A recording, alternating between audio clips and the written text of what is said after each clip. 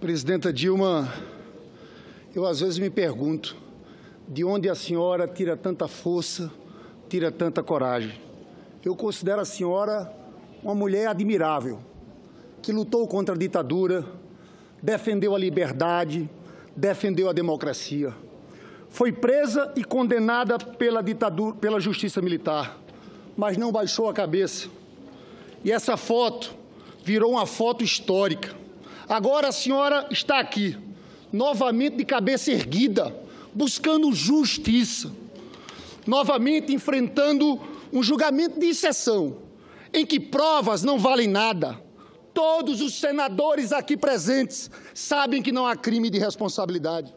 Há um autor italiano chamado Michele Tarufo que diz: não se pode usar um processo como pretexto, um processo no qual as provas são absolutamente irrelevantes.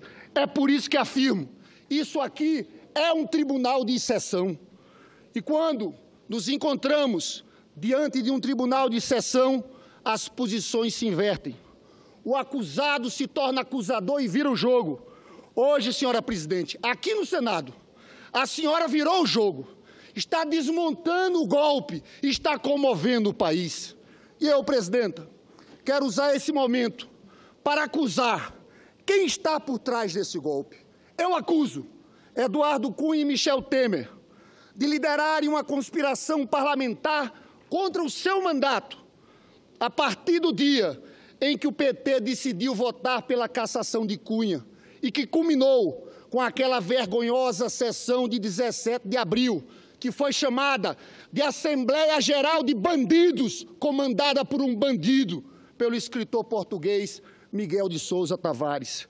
Eu acuso que a conspiração teve continuidade no Senado Federal, como provam as gravações de Sérgio Machado com Romero Jucá. Dizem eles, tem que mudar o governo para estancar essa sangria, referindo-se a Lava Jato. É um acordo, botar Michel num grande acordo nacional, aí parava tudo. Isso, presidenta Dilma, porque antes do seu governo e do governo do presidente Lula, praticamente não havia investigação no Brasil. No governo de Fernando Henrique Cardoso, em 8 anos, houve apenas 48 operações da Polícia Federal, uma média de 6 por ano. Lula deu autonomia à Polícia Federal, que passou a mais de 300 operações por ano. Na época deles, o procurador-geral era conhecido como engavetador-geral da República. Geraldo Brindeiro foi o 7º colocado na lista. Fernando Henrique o nomeou. Só com Lula e Dilma, o Ministério Público teve autonomia, passou-se a nomear o mais votado da lista. Eu acuso as elites dominantes, a burguesia brasileira, que está por trás de tudo isso e que nunca tiveram um compromisso verdadeiro com a democracia. Foi assim com Getúlio, Juscelino, Jango e agora está sendo com a senhora, presidenta Dilma. Eu acuso a mídia, a Rede Globo, que há 3 anos atrás pediu desculpas ao Brasil pelo apoio à ditadura e agora embarca em outro golpe. Eu acuso essas elites de quererem dar um golpe de classe para aumentar suas margens de lucro, retirando o direito dos trabalhadores. Querem, de uma vez só, acabar com o legado do Lula, rasgar a Constituição Cidadã do Dr. Ulisses e a CLT de Vargas. Eu acuso as elites de abrirem mão de uma política externa independente. Nunca aceitaram Mercosul, BRICS, CELAC, como diz Chico Buarque. Querem voltar ao tempo em que falavam grosso com a Bolívia e fino com os Estados Unidos. Eu acuso de querer entregar o pré-sal às multinacionais do petróleo, vender nossas terras a estrangeiros, privatizar tudo o que for possível, como diz Michel Temer. Por fim, eu acuso o PSDB por não ter aceito o resultado das eleições, por ter feito uma aliança com Eduardo Cunha, partindo para essa aventura do impeachment, que mergulhou o país numa crise política que paralisou a economia. Presidenta, quero que a senhora fale o que está por trás desse golpe.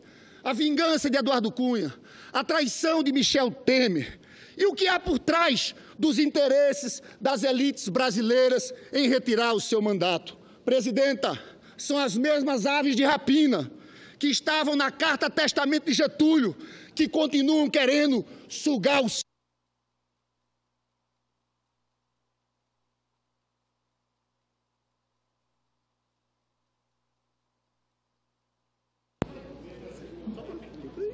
O senador tem direito de concluir, foi a mesma decisão que eu tomei com outros senadores. Vossa Excelência, conclua, por favor. Esse é um golpe contra a senhora, é um golpe contra a democracia, mas é fundamentalmente um golpe contra os mais pobres, um golpe contra os trabalhadores, é um golpe de classe, senhora presidente. Muito obrigado. Obrigado, senador Lindbergh. Senhora presidenta, com a palavra.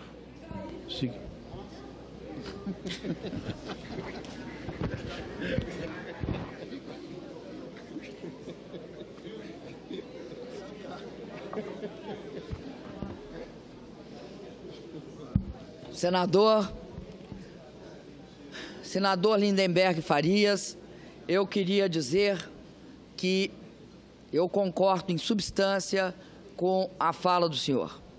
E vou ser, porque ela é muito forte, eu vou só fazer alguns acréscimos. Eu acredito que o que está por trás do golpe são duas razões principais. A primeira, esta que o senhor destacou, senhor senador, a partir das gravações feitas quando um delator é gravado e emerge desta conversa a frase de que é preciso estancar a sangria e impedir que a Lava Jato chegue a atingir a classe política, conforme foi dito neste depoimento. Acredito que uma segunda questão tem a ver com a crise. Em toda crise, senador, há um conflito distributivo.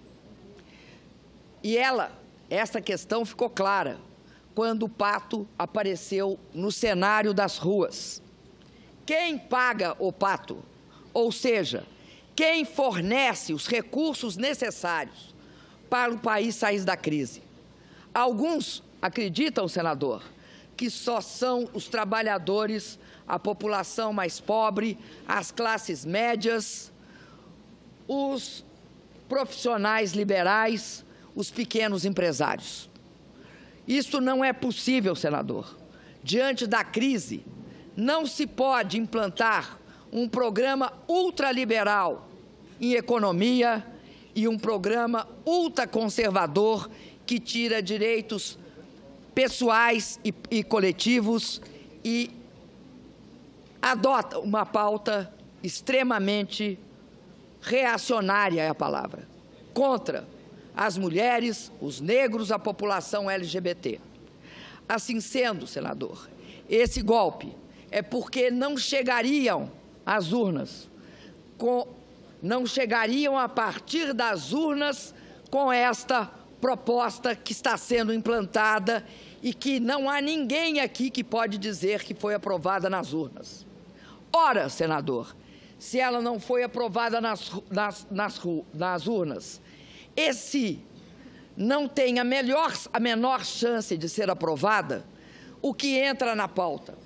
Entra na pauta um processo de impeachment sem crime de responsabilidade para garantir que este processo de impeachment sem crime de responsabilidade, que chama golpe, é também, ao mesmo tempo, uma eleição indireta.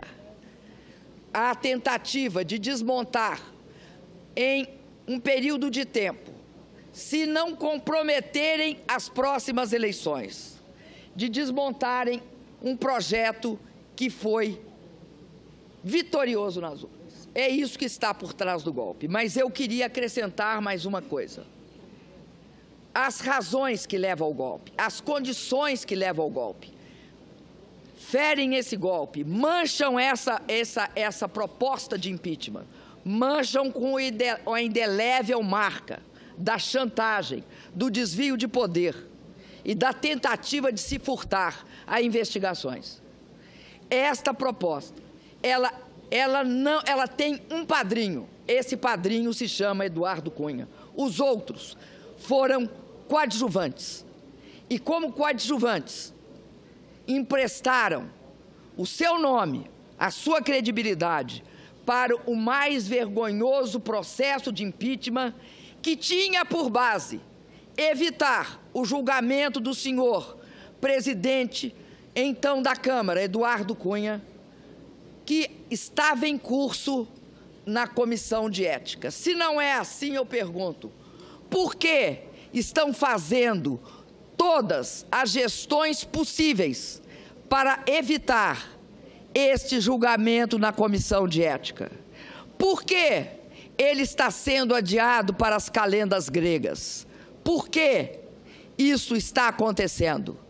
Não há dúvida, senhor senador, que eu não tenho contas no exterior, não tenho imóveis e não usufruí de benesses, seja de aprovação de medidas provisórias, seja de utilização de recursos públicos em meu benefício, da minha família ou de quem quer que seja. Assim sendo, senador, como condenam uma pessoa que é inocente por 3 decretos e um plano safra e adiam o julgamento, criam o conluio, e aí eu falo isso para a população brasileira, criam o conluio para evitar esse julgamento.